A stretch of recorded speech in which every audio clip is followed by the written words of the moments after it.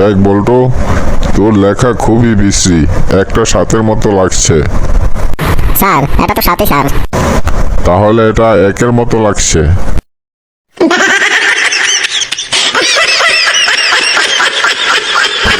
তোরা কি জানিস গভীরভাবে শ্বাস নিলে জীবাণুগুলো মারা যায়? কিন্তু স্যার এই ব্যাপারটা জীবাণুদের জানাবো কিভাবে?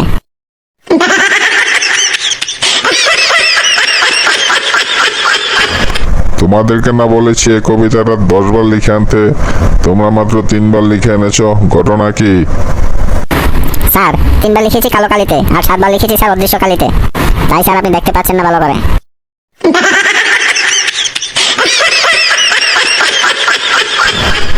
কি ব্যাপার, আজকে কি তোমাদের হোমওয়ার্ক বেশি হয়ে গেল? কষ্ট হবে নাকি তোমাদের?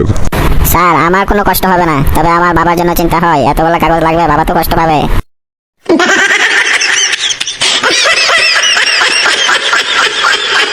আচ্ছা বল্টু, স্কুল থেকে তোর বাসার দূরত্ব কত? স্যার 10 মিনিটের হাঁটা পথ স্যার, যদি দৌড়ে যান।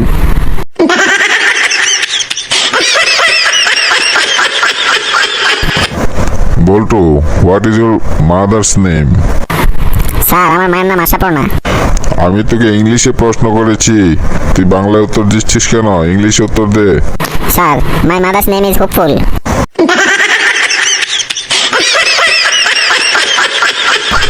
আচ্ছা, 1117 সালে কি ঘটেছে কে বলতে পারবি? গত রাতের ঘটনাই মনে নাই স্যার, এত আগের কথা কিভাবে বলবো?